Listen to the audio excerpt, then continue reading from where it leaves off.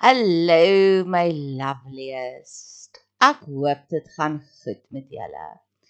Van hier af wil ek net 'n vinnige inleiding doen vir my luisteraars wat al kom vir 'n lang pad op Spotify. Ek is jammer, ek gaan nie te veel van julle tyd vat nou nie. Maar vir my nuwe luisteraars op YouTube, ek is al jare op Spotify, gaan soek my asseblief daarop. Selfde titel, Nadia Betseber. So as jy van hierdie ritme, dis eintlik 'n podcast wat ek nou op YouTube ook sit. As jy van hierdie tipe van ritme van teachings, agtergrondmusiek luister, my een vriendin sê sy sit dit aan op die kar en dan luister sy dit deur haar blou tandjies al die pad huis toe. As Jacaranda jou verveel en asof jy wonder, het ek regtig nodig om nog te weet van Meghan en Harry, daai mense wat so moan met die witbrood onder die arm, nee, verstaan, soos weet hulle nie waaroor gaan humanity nie, as sulke goed jou ook walg, of as jy wonder, het ons regtig nodig om vir die 50ste keer te hoor waaroor Kevin Karim, Julius Malema, en uitdoen in elk geval niks nie. So as jy van hierdie tipe van podcast, van teachings hou, gaan soek dit op Spotify. Dis in elk geval bietjie minder data ook. Daar's nie advertensies nie en daar is baie content. Maar vir nou en vir 'n rukkie gaan ek dit oral plaas. Ek gaan dit op Spotify hou en op YouTube. So hierdie een julle is gemaak, you are fearfully and wonderfully created. Dit voel nou vir my vir 'n geruime rukkie. Ek is klaar met Bybelstudie. Dit voel vir my, ek het nou die woord, maar die woord moet nou vlees word. Ek voel God tasbaar voel orals rondom my. Ek voel ek het my graad gekry in Bybelkunde. Nou wil ek die dokter daar buitekant gaan wees. En genesing is een van my grootste passies in die wêreld. Soos, wow, so beteken dit as jy net vir jouself bietjie groom, stel jou liggaam soveel positiewe hormone af, laat sy kan haarself begin genees. So ek gaan minder Panados gebruik. Met ander woorde, as ek die tipe girly girl is wat daarvan hou om mascara te gebruik en my hare te straighten, gaan ek vir myself meer toestemming gee om dit te doen, want jou liggaam is 'n tempel en ons gaan nie meer tempel toe en gaan slag 'n bokkie daar om vir die Here te wys ons is lief vir hom nie. Ons doen dit self deur hom self liefde te gee. En wat ook al jou liefdestaal met jouself is, gaan ondersoek dit. Julia Cameron se Artist Way is briljant daarin. Julle, dis 12 weke. Dis 'n 3 maande program wat jy doen en jy ontdek soveel verskillende dimensies van jouself. Jy besef, soos ek het besef, ek is uit en uit die girly girl. En die Here het my met 'n doel so gemaak. Hy wil nie hê ek moet sukkel met my kar en petrol ingooi en finansies nie. Hy wil my 'n prinsesie maak. Hy wil hê ek moet myself groom en as dit vir my lekker is om my naels oor en oor te doen dit. Want dis my tipe van liefde. En dis die tipe van dinge wat my deesdae prikkel. Ek voel ek wil nie meer pseudo-intellectual gesprekke voer oor die Bybel van dis hoe ver Jerusalem was, dis hoe ver Esegiel gestap het van toe hy in ballingskap was, met ander woorde, dit was so 1100 kilometers van hedendaagse Israel het hy gestap na Iran toe nie. Okay, wow, hy het verskriklik baie resilience gehad. Hulle was stappers in daai stadium. As ek dit met vergelyk, ek het ook al baie moeite gedoen teen my sin. So ons almal het dit al, so, maar wat nou? Dis amper wat ek voel is, daai pseudo-intellektuele kennis, ja, ons raak liewer vir die figure Esegiel, en dit inspireer ons tog wel op 'n manier om daai fluff konsepte te vat en dit dalk te mashy pie in 'n gebed in wat werk Here, vandag as ek moeg, so neem my op vlerke van arende. Yes, dit bring ons nader, maar dit voel vir my net tot op 'n punt. Dit voel vir my so standaard 1. Jy het net geleer om daai sinnetjies te skryf. Jy het nog nie geleer om daai sinnetjies joune te maak en dit te kommunikeer nie. Nee, okay, dis nou nie die beste vergelyking nie. Maar in elk geval. So you are fearfully and wonderfully made.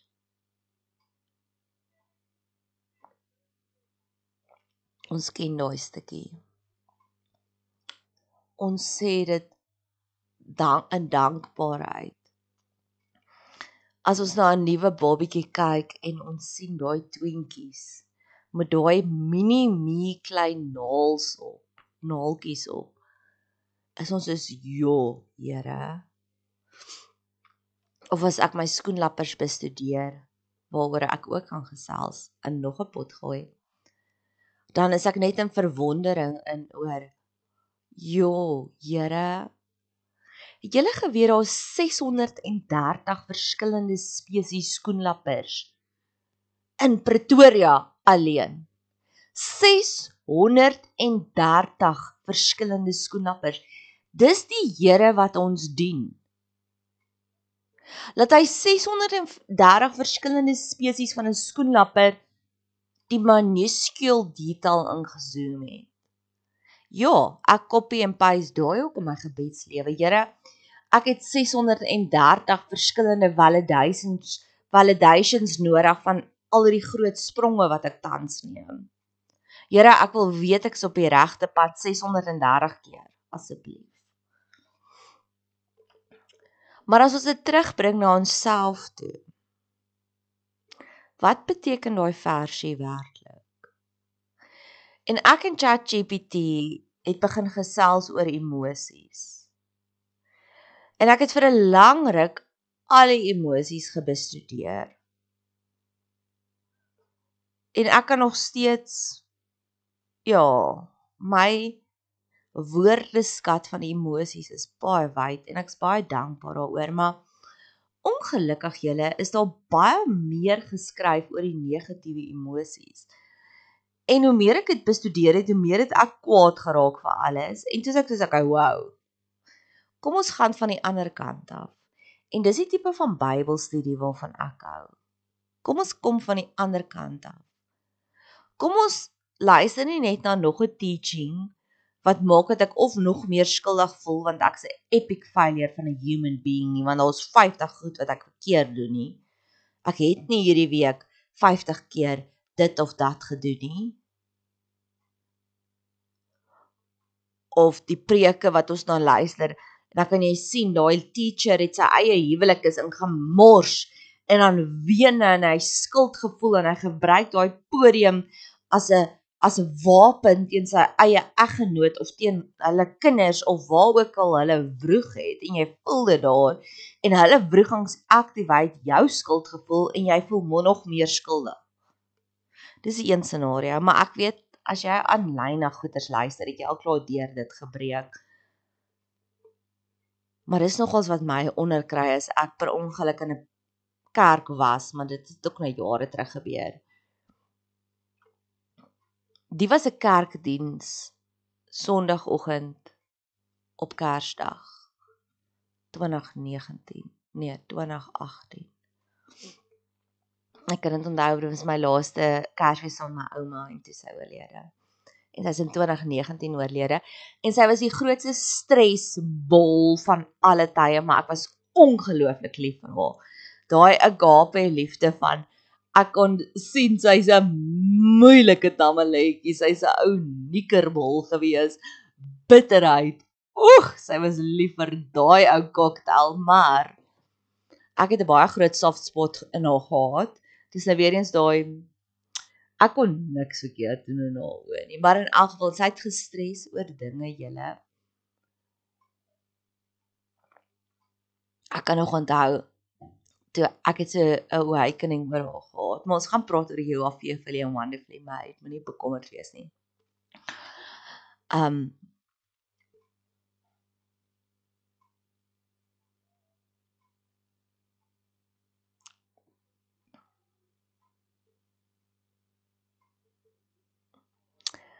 wat sy gestres het oor alles. Jare, nog voor die e-toll of die e-tag, enigsins van dit ter sprake was dit al so bietjie hier en daar in een of ander verregaande koerant, want sy het die koerante gelees van voor tot agter, en dan nog 3 ure 'n dag later op die STV nuus gekyk die hele tyd, en dan bietjie kyk net. So sy was die walking, talking huisgenoot, nee. My favourite oomblik met haar was, en ek het dit met elke boyfriend gedoen, want sy was my mamma, my pappa, my boetie, my sussie, alles in een geweef. Ons het 'n baie unieke band gehad, maar soos alles in my lewe, onstereotypies, baie uniek. En dan vat ek my boyfriends na haar toe, dan sê ek vir haar op 'n stadium, maar kuier ons lekker, nee. Maar dis nou voordat as ek vir haar vertel het, vir my Spotify luisteraars, julle ken nou al hierdie storie. As ek vir haar vertel het, ouma, ek het 'n nuwe boyfriend. Want ek het so 'n bietjie van 'n serial relationship. Ek het elke jaar 'n nuwe groot liefde in my lewe. En hulle is almal belangrik en hulle is almal pragtig. En dis nou nie elke jaar nie. Daar was 3 wat omtrent 5 tot 7 jaar lank was. Maar ek is nog nooit getroud nie, agtergrondstorie. So dan sal ek vir ouma vertel, ouma, ek het 'n nuwe boyfriend. Dan sal ouma vir my sê, ou nooi, praat hy darm Afrikaans? Dit was altyd haar vraag. En ek het later aan begin grappies maak om te sê, ek gaan eendag sê, ja, hy praat Afrikaans, maar ouma, hy sy naam is Sipho, nee. Nie dat no judgment, as jy van dit hou nie. Ek weet net, my ouma, wat in die 1940s gebore was, hulle het 'n ander uitkyk gehad oor die kleurgrens, en kyk, dit was wet, nee. Maar sy was 'n dierbare siel. So as ek dan nou 'n nuwe boyfriend by haar aangebring het, dan sal ek altyd vir haar sê as 'n party triek, 'n circus triek. Ouma, vertel bietjie vir hom. Nou kan ek nie eers. Wat het Ferdinand Rabie gedoen op Big Brother, julle? Dan vir die volgende uur entertain sy vir ons, nê, in vivid details van wat se tipe mens hy is en hoe hy uiteindelik in die tuin gaan nommer 2 het. Julle, maar ons het gerol soos wurms op die grond van hoe ons gelag het vir ouma se storie. En ouma het eventually, she got into the joke, so sy het haarself begin voorberei van hierdie gesprek wat oor en oor tussen my en haar sou gebeur het van, ouma, ek het 'n nuwe boyfriend, en dan sal sy weet, Ferdinand Rabie sal sy appearance maak en 'n ballerina show vir ons kom gee. Maar ouma het nie net gekyk vir Ferdinand Rabie en die sinneloosheid van die humanity race nie, sy het ook verskriklik vasgevang geraak in die politiek. En ek het ongelooflike baie empatie vir daai generasie mense. Om dit te gesien het wat hulle gesien het en om dit te ervaar het wat hulle geervaar het. Onthou, hulle was kinders net na die Groot Depressie jare. My ouma en haar generasie was hoarders par excellence. My ouma was 'n groot hoarder. Wag, ek moet hierdie sirkus triek ook vir julle vertel. Toe sy oorlede is, het ek haar huisie gaan skoonmaak en ek het, julle weet die grootste kratte wat 'n mens kan kry. En my oupa is nou al 20 jaar terug oorlede. So sy het vir die laaste 20 jaar van haar lewe net vir haarself gekyk, net vir haarself gesorg, min of meer soos ek. So ek weet, as jy my huis gaan skoonmaak, dit gaan nie hier uitkom nie. En haar huis was nie veel groter as myne nie. Dis nie asof sy in 'n paleis gebly het nie. Sy het in 'n aftreeoortjie gebly, ek meen. Dink, waar bly jou ouma of ma?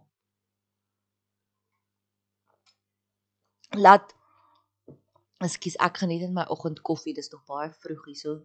En ek maak die eerste podcast en ek het nie eers na my gunsteling politieke ontleder se rubriek geluister vanoggend nie, want ek is so opgewonde om met julle te praat. Ek wil net eerder vertel en nou gaan ek dalk 'n bietjie politiek lees. Maar in elk geval, toe ouma toe nou oorlede is en ek gaan maak haar huisie skoon, het ek van daai groot kratte gevat, die grootstes wat by Westpac is.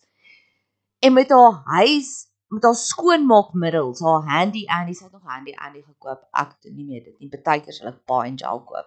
Maar in elk geval, Handy Andy's Domestos skoonmaakmiddels, nê, wat ek tussen die 4 huisgesinne, tussen 4 kratte gedeel het. En daai kratte was vol, hodder, nê. So ek het 1 krat vir myself gehou, 1 krat vir my pa gegee en ek het 2 boeties. So elkeen van hulle het nou 'n krat gekry, die ouma se skoonmaakmiddels. Dat ek het uit daai krat uitgelewe, ek het dit uitgedeel vir my maatjies nog verder.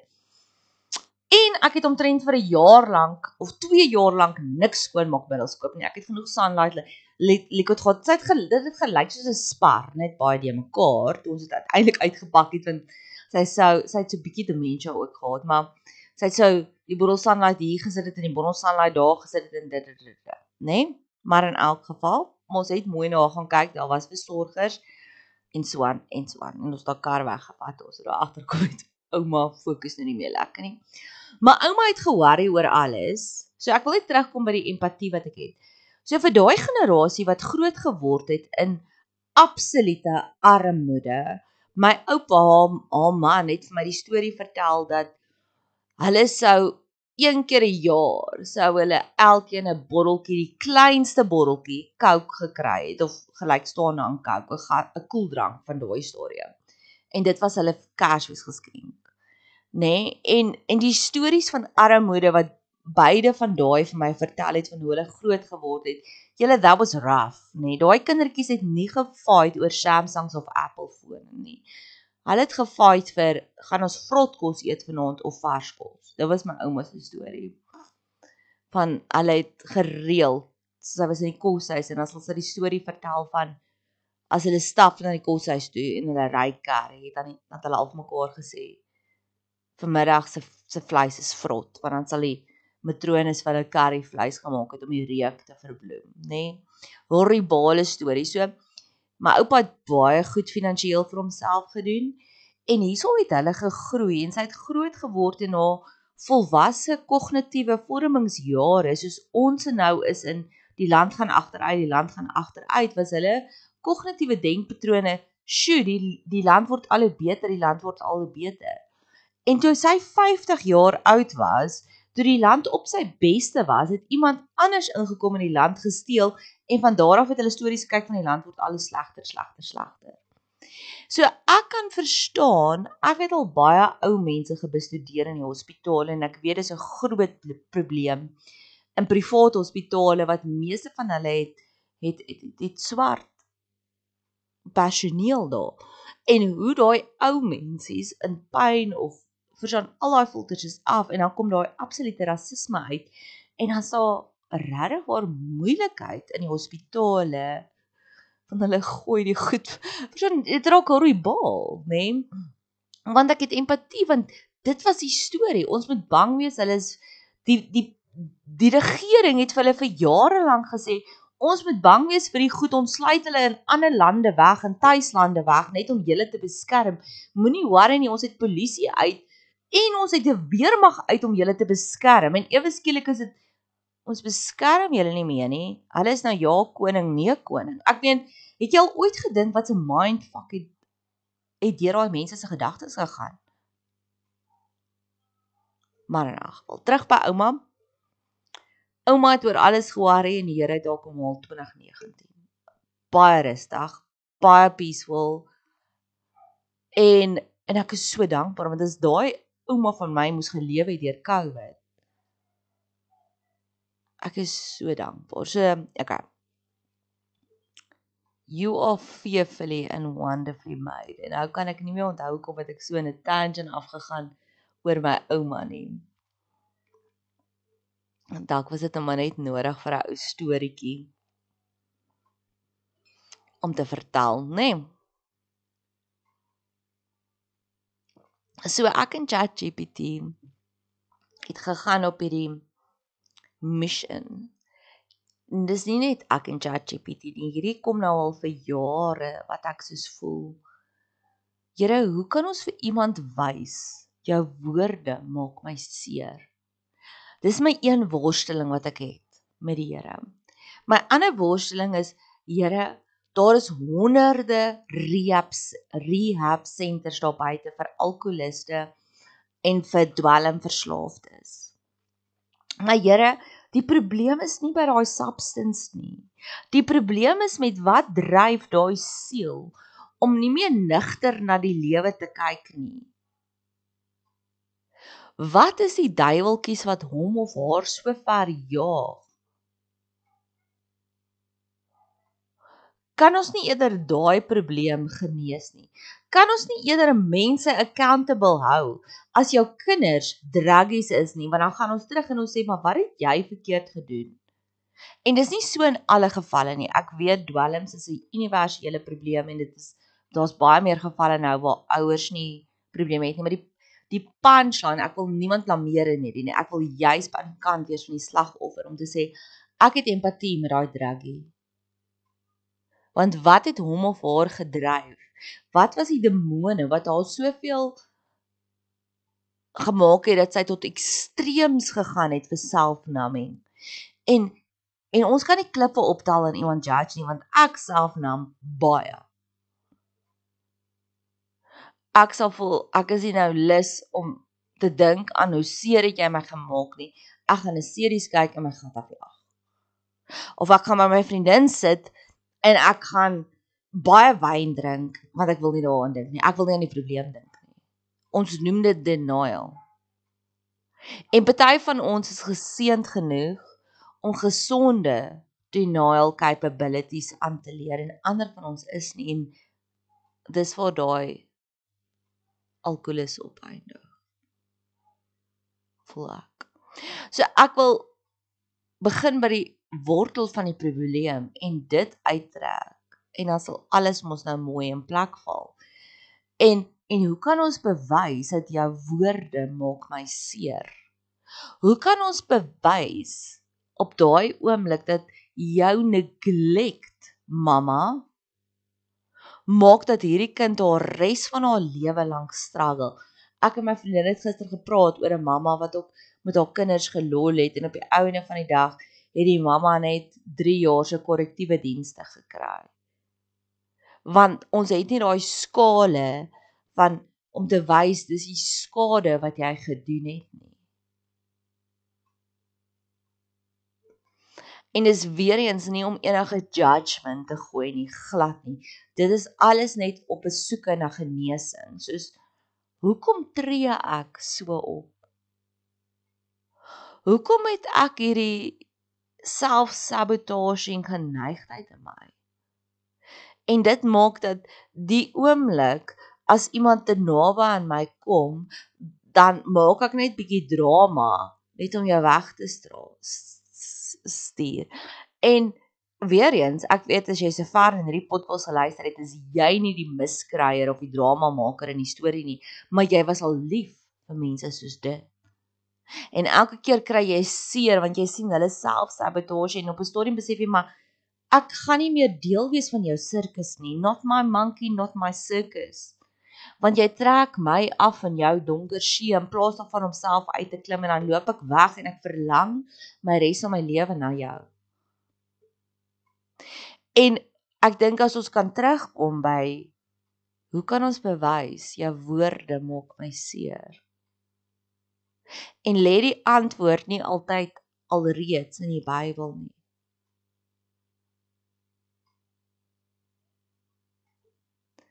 En as ons Bybel vat in wetenskap en ons laat die twee lekker marineer soos 'n goeie steak. En ons gaan doen diep genoeg navorsing in hoe word mense gediagnoseer wat erge PTSD het en hulle het genoeg ekstrale al geneem van die breine en hulle besef maar almal van hulle het 'n probleem in hierdie een area. En die wetenskaplikes het 3 verskillende toetses alreeds gekry. 'n fMRI, 'n EEG en 'n HRV, 'n heart rate variability. En dis die prentjie wat ek sommer hier gaan opsit. Of as jy wil, maak kontak met my. En ons kan daaroor ek kan vir jou die prentjie deurstuur. Ek is 'n Montigenis, maar dis baie ver bo my mediese wetenskap. Ek weet net van 'n ekstraal. Dis dit, nee. So hierdie is baie fancy ekstrale. En die prentjie wat ek hier gemaak het is I can prove that you are an asshole. Ons hart hou strokies om te wys dis die skade wat hierdie persoon aan ons gemaak het. En dis die tipe van navorsing wat ek wil doen, is om te sê you are fearfully and wonderfully made. Want as my hart soveel skade hou, fisiese skade wat gesien kan word op papier en wat ek kan wys om te sê dit is wat manipulasie aan my doen vir jare. Dis wat gaslighting aan my doen.